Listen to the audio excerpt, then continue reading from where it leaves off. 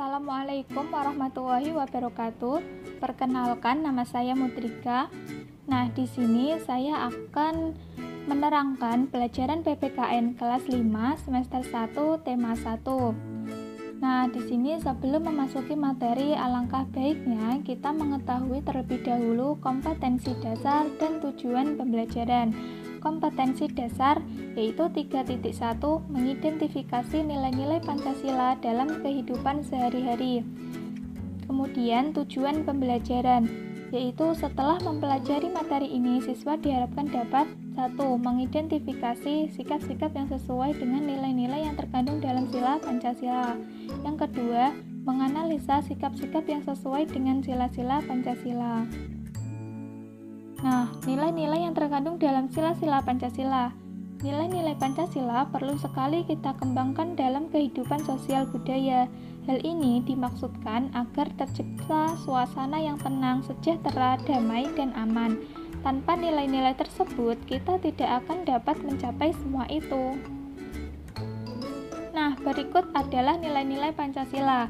Yang pertama, nilai ketuhanan yang Maha Esa, yaitu beriman kepada Tuhan yang Maha Esa sesuai dengan agama dan keyakinan yang dianutnya.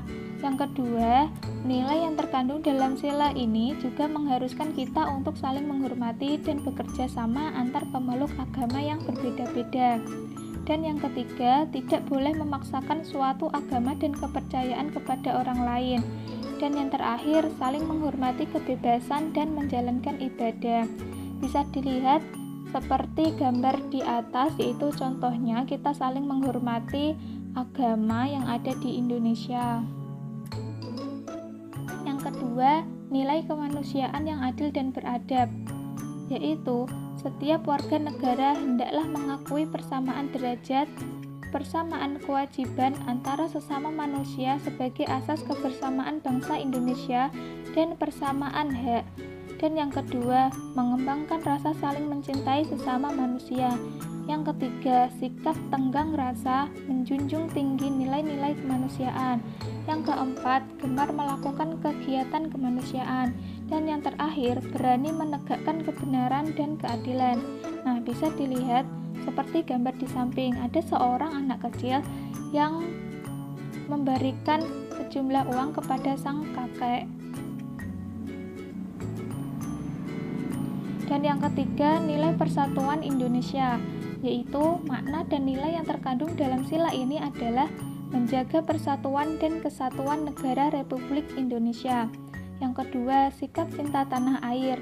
Yang ketiga, rela berkorban demi bangsa dan negara. Dan yang terakhir, memajukan pergaulan demi persatuan dan kesatuan bangsa yang berbhinneka tunggal ika.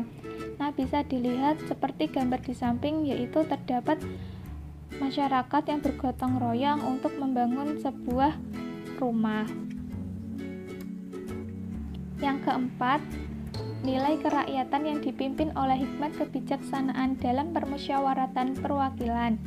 Setiap warga negara memiliki kedudukan yang sama. Kedudukan yang sama tersebut hendaknya digunakan secara sadar, yaitu mengutamakan kepentingan umum di atas kepentingan pribadi dan golongan. Yang kedua, tidak memaksakan kehendak kepada orang lain. Dan yang ketiga, mengutamakan budaya musyawarah dalam menyelesaikan masalah dengan diliputi oleh semangat kekeluargaan. Nah, bisa dilihat yaitu seperti gambar di contoh yang ada beberapa warga masyarakat untuk bermusyawarah. Yang kelima yaitu nilai keadilan sosial bagi seluruh rakyat Indonesia, yaitu bekerja keras, menghargai hasil kerja keras orang lain, adil terhadap sesama, menghormati hak orang lain, dan menolong menghargai orang lain.